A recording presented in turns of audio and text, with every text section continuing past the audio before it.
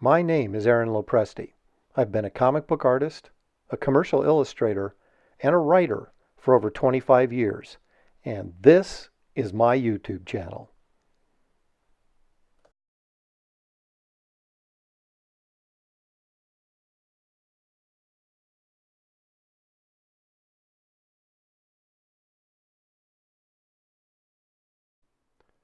This episode, we're going to take a look at the visual storytelling approach I used when drawing this Batman story for Legends of the Dark Knight a few years ago. Before we start breaking this down, I want to say that this type of storytelling can only really be done when you're writing your own script as well as drawing. Although if you are working closely with your writer, these are things that can be discussed and worked out during the writing process. The story opens with a two-page confrontation between Batman and the Joker.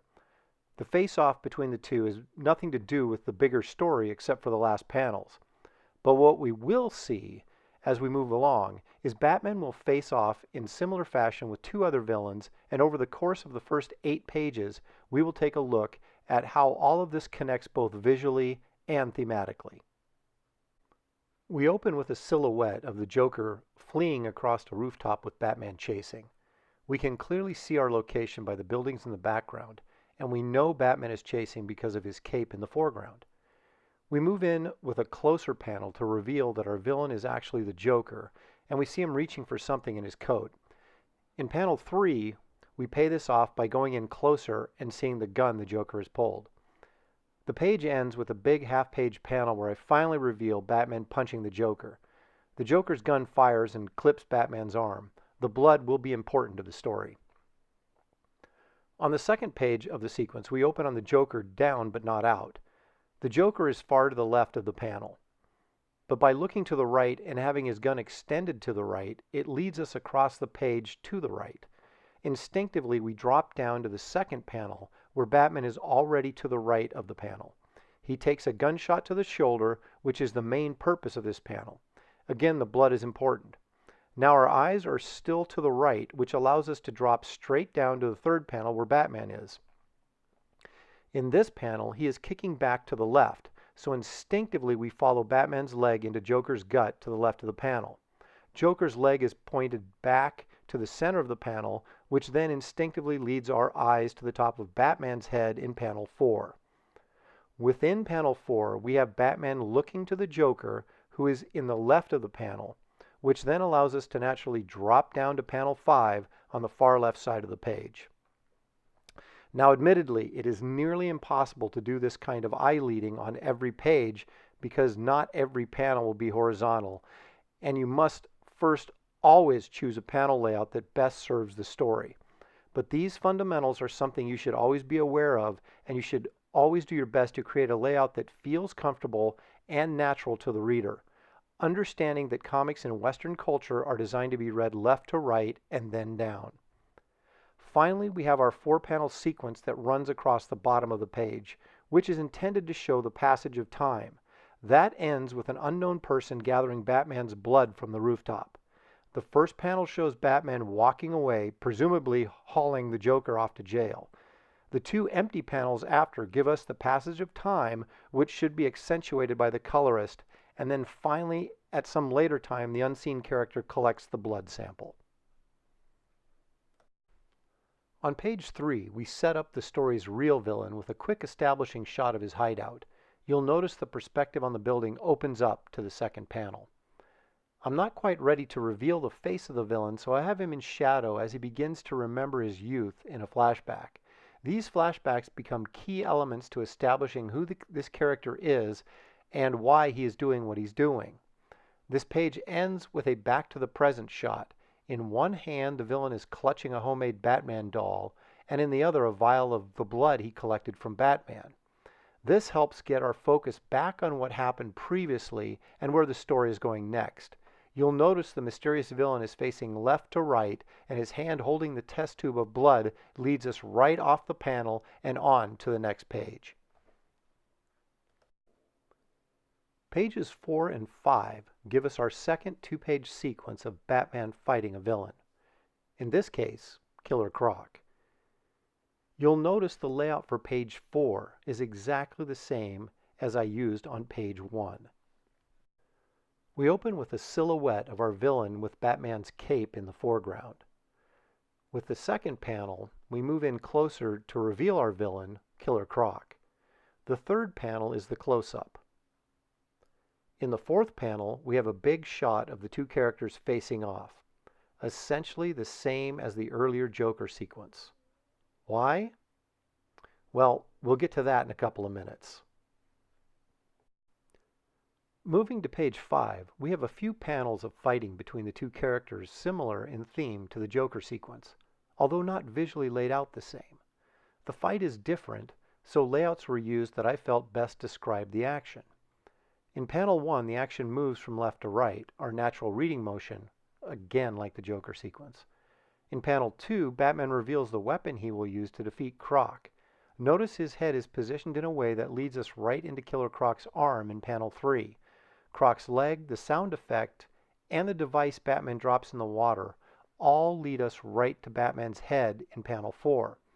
Although Batman is spitting blood to the right, I am counting on the size of Croc's head to draw the reader's eye back to the left and down to panel 5, which begins another 4-panel sequence just like I used at the end of the Joker pages. In the end panel sequence, we see the same things. Batman leaving his blood behind, followed by the passage of time in the next 2 panels, and then our real villain coming in to collect a blood sample. Page 6 is similar to page 3 in that we open with a shot of our villain in his hideout with his identity still obscured. We then move to another flashback that reveals more about his motivation and character. The page ends with a back to present shot, again featuring the Batman doll in the foreground to reinforce the villain's obsession with Batman, as we see him doing something with the second blood sample. Again, in this final panel, the action is moving from left to right with the intent of leading our eye off the panel and on to the next page. This moves us to pages 7 and 8, our third sequence of Batman fighting a villain. And again, the layout of page 7 is exactly the same as pages 1 and 4, the opening pages of the Joker sequence and the Killer Croc sequence. Panel 1, a silhouette of the villain with Batman's cape in the foreground. Panel 2, we move in closer to reveal the villain, Clayface. And in panel 3, the extreme close-up of Clayface. Finally, panel 4 gives us the big panel of the two facing off. Again, this layout is exactly the same as the previous 2 villain sequences. Moving to page 8, we see left to right action as Clayface punches Batman into the window. In panel 2, we see the glass stuck in Batman's arm, creating the blood that we need. In panel 2, you'll notice Batman's elbow pointing over to panel 3, the close-up of Clayface. Now, this page does not have the same eye-leading elements that literally take your eye from one panel tier down to the next, which we saw more of in the first 2 villain sequences. As I said earlier, eye-leading is very difficult to pull off on every page because sometimes the story demands make it difficult or even impossible to consistently do it. But what you can always rely on in comics is the knowledge that your audience knows how to read a comic book. Left to right and then down. The reader is automatically going to read left to right and then drop down to the left and repeat. All you really need to accomplish is making sure that your action in your horizontal panels or panel tiers is moving in a comfortable direction so that you are not working against the reader's natural inclinations. The big mistake I made on this page is in panel 6.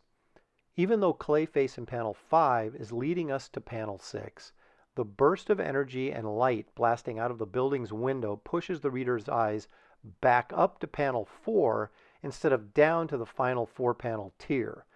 Thankfully, the reader knows to go down there anyway, but I didn't make the visual journey as comfortable or natural as it should have been. Now, by choosing a high-angle shot, looking down and having the blast go back left toward the bottom of the panel, I would have solved the problem. Well, nobody's perfect. Now, as we look at the final 4-panel sequence, we see the layout is the same, but the story has changed. We follow the blood on the glass shard as it falls down into a dumpster below. There it lands on a newspaper with a headline telling us that Batman recently defeated Mr. Freeze. What I did here was present some reverse foreshadowing. Batman uses Mr. Freeze's gun to take out Clayface, and the newspaper explains, after the fact, how he got it. This 4-panel sequence at the end of the page shows a continuity with the previous 2-page sequences, but by being different, it also shows us that the story is now moving on. So why the repetitiveness in the layouts? I wanted to connect all 3 of the villain 2-page sequences, create a continuity between them, if you will. The actual villains Batman fought were inconsequential, but each battle provided a DNA blood sample for our real villain. Therefore, each sequence provided the same thing, but at a different time. The 1-page interludes between the 2-page villain sequences were similar to maintain that continuity. They gave us a hint of the real antagonist in the story and a hint that something bigger and different was coming. These first 8 pages work together as a single unit, almost like a prelude that gives us valuable information and acts as a springboard for the rest of the story. And that is why I visually connected them all in the way that I did. Thank you for visiting my channel and watching my latest video. If you found this interesting or helpful, please click on the like button and be sure to subscribe to my channel so you will know when my next video is posted. As I close out this video, I thought I would give you a look at the cover to the Legends of the Dark Knight story we just examined. This is one of the rare stories that I got to write, pencil, and ink. The cover you're looking at now, I actually colored as well. I have to take a second to also remind you to visit my website and also my crowdfunding page for my upcoming book project, Garbage Man. The link is in the description of this video. Thanks again for joining me, and come back often.